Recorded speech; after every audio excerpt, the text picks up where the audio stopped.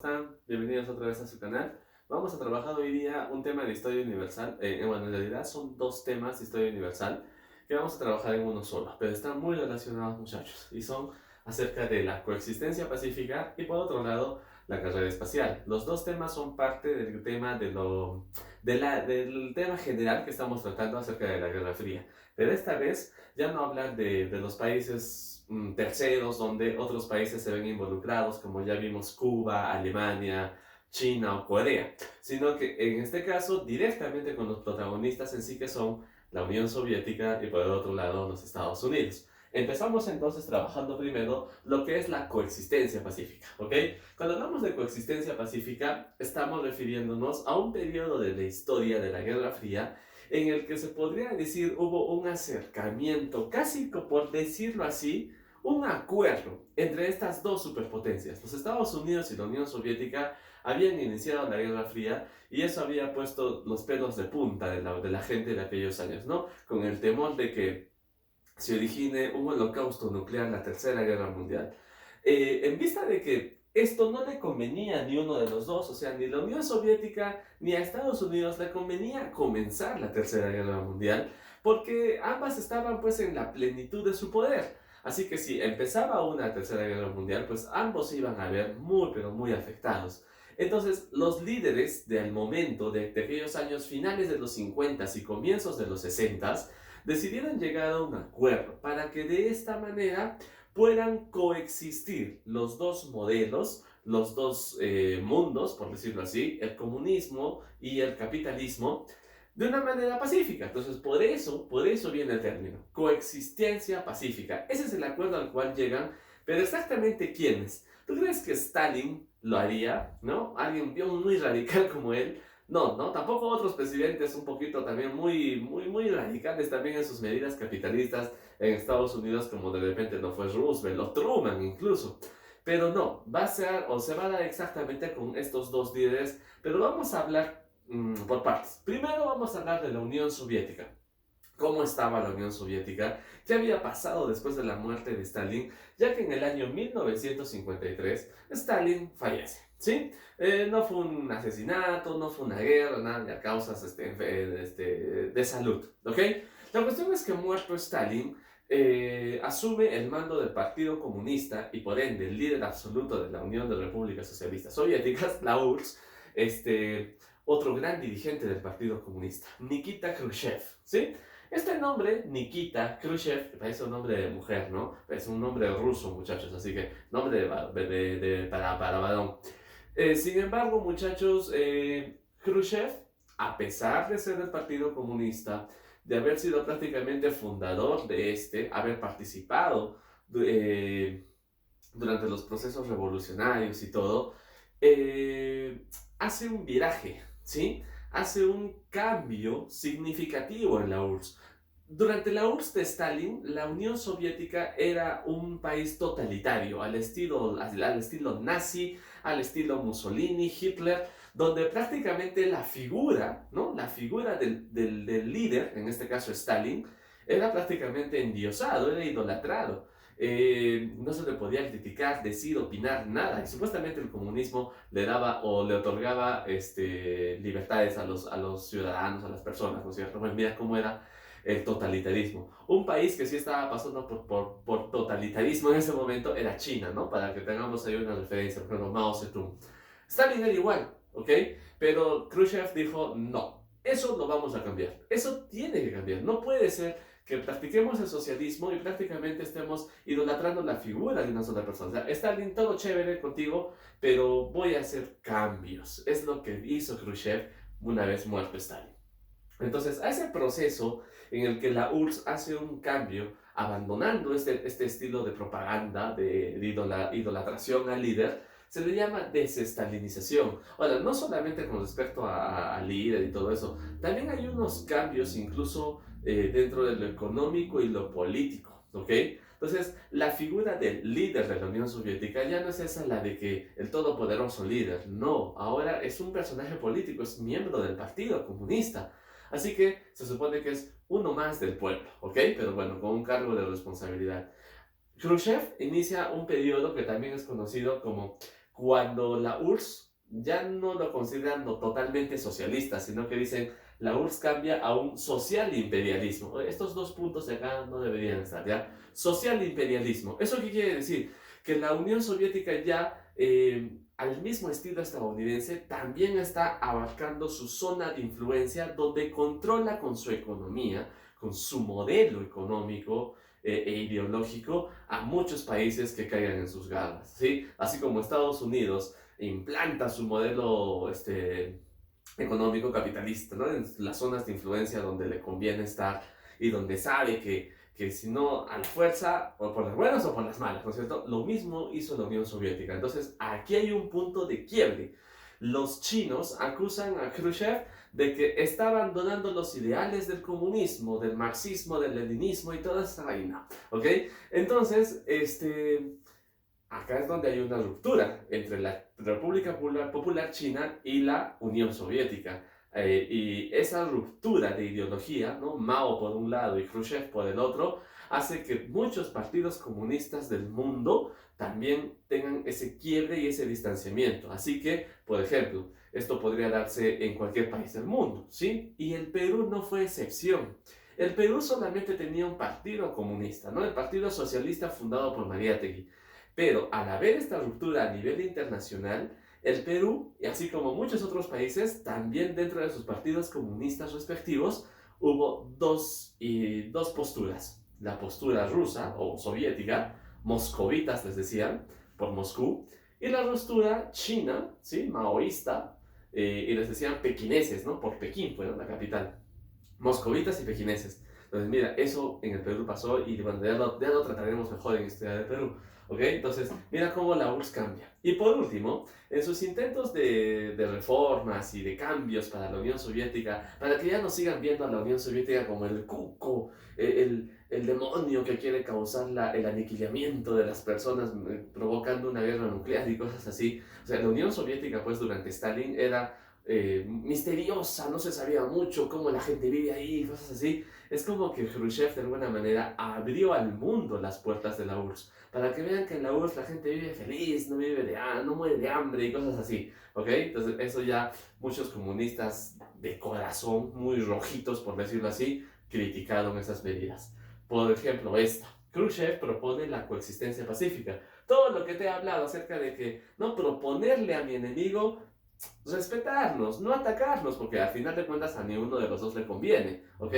Eso parte de la Unión Soviética, parte de Nikita Khrushchev. Por otro lado, vamos a ver el otro lado de la moneda ahora, vamos a ver el caso norteamericano. En los Estados Unidos, ¿quién era el líder en aquellos años cuando se da la coexistencia pacífica?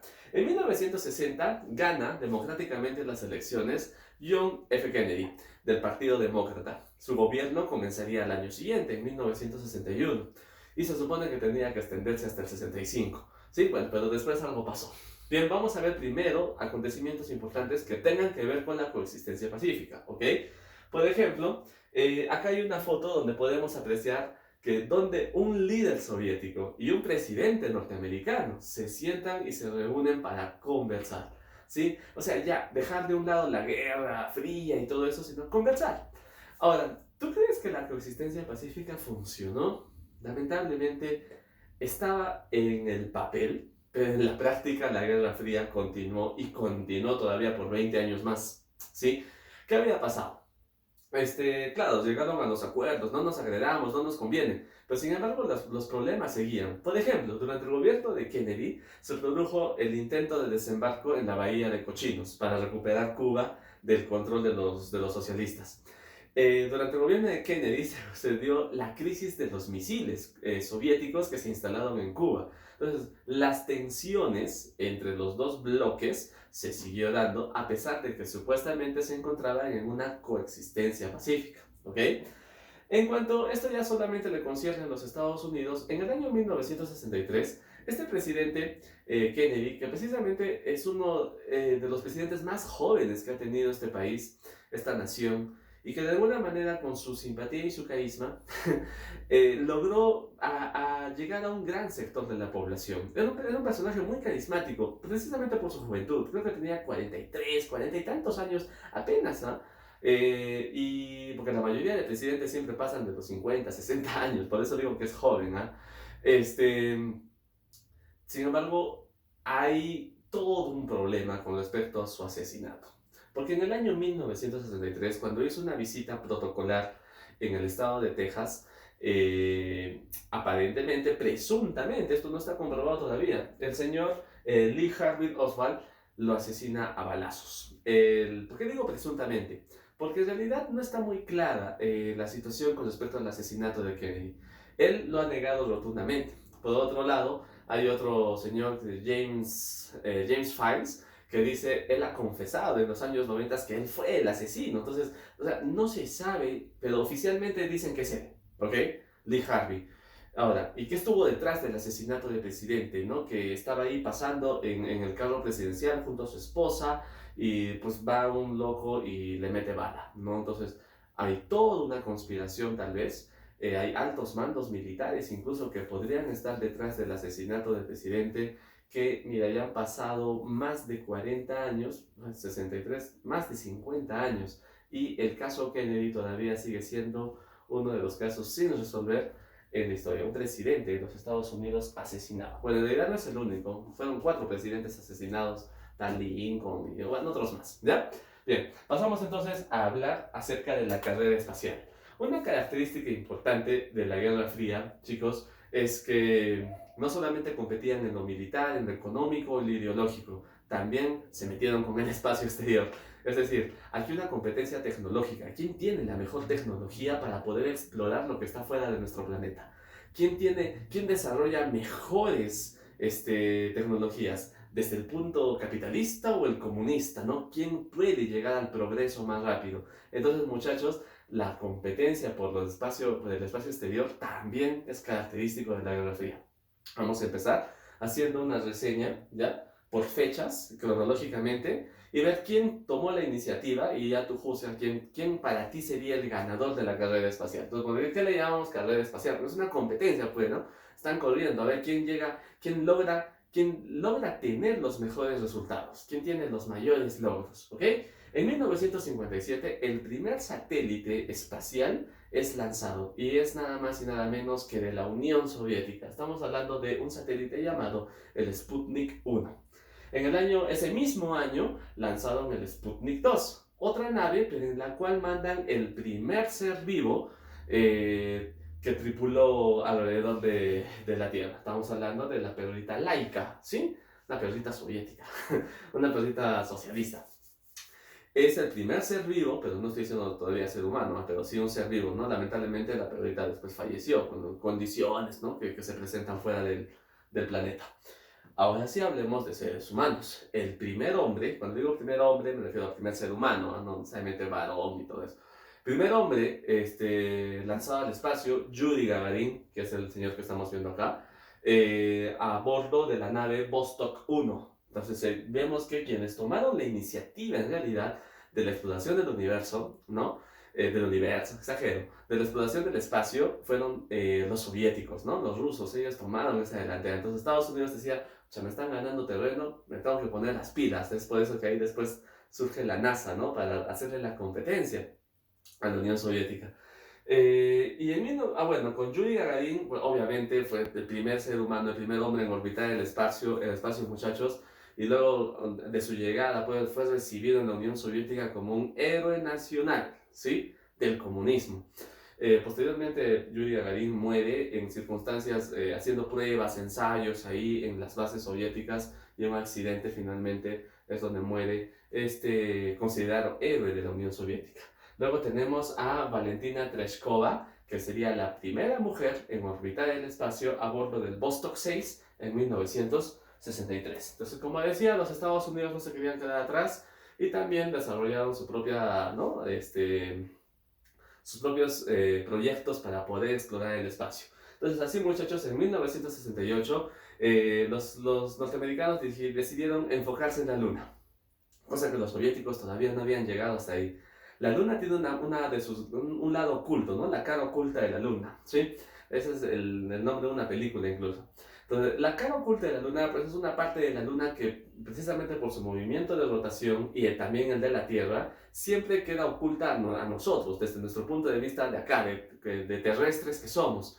Entonces, la primera exploración que se hizo acerca de esa cara oculta fue en 1968 a cargo de la NASA, es decir, de los Estados Unidos. Posteriormente, un año después, parte el Apolo 11, chicos. Es muy conocido el Apolo 11 porque en él 3 astronautas norteamericanos logran descender de su nave y pisar por primera vez suelo lunar, siendo el primero en pisar y por lo tanto el primer hombre en pisar la luna, Neil Armstrong, todo esto en 1969. En 1975, bueno, y no es todo, muchachos, antes de pasar a lo último, hubo otros, ¿no? Otros acontecimientos, la Unión Soviética también no se quiso quedar atrás, mandaba más satélites, Estados Unidos más satélites, en fin. En 1975 se produce algo inusual, un poquito loco, ¿ya? Dos satélites, uno norteamericano y otro soviético, lograron acoplar. Mira, se producía en la órbita de la Tierra el acoplamiento de las naves Soyuz y Apolo 18. Soyuz es de soviético y el Apolo 18 norteamericano. Es decir, se acoplan. Esto para muchos historiadores ha sido entendido de que, o sea, esto se hizo no por accidente, o sea, es un acuerdo al que llegaron soviéticos o norteamericanos, ya que, en fin, los satélites pues permiten el desarrollo de las telecomunicaciones, de las redes, etcétera, y de alguna manera que ambos satélites estén acoplados, eso resultaría mejor a que estén aislados.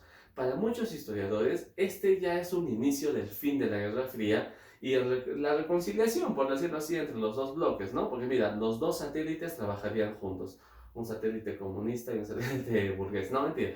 Entonces, con esto terminamos esto de la carrera espacial. Sí, como conclusión, la Guerra Fría estuvo presente en todo ámbito, o sea, nada limitaba la Guerra Fría.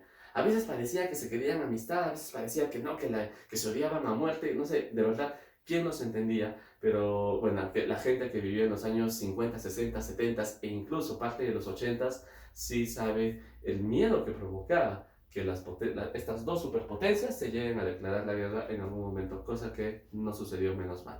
Eso sería todo, muchachos, ya desarrollamos el tema después en nuestra clase, en nuestra videoconferencia. Gracias por su atención.